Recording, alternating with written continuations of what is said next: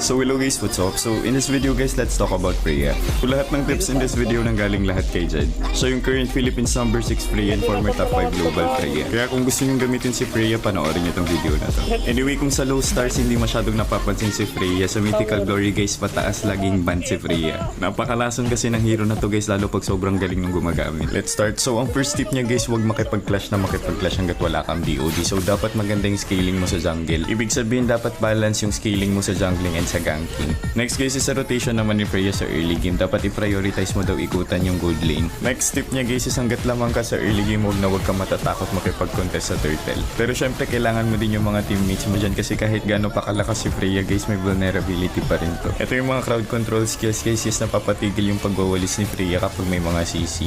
Kaya maganda mag-Freya kapag may DG. So ito yung item builds and emblem sets ni Jed. And then ito yung items siya kapag naka-utility core yung kalaban. By the way guys, available na tong Galactic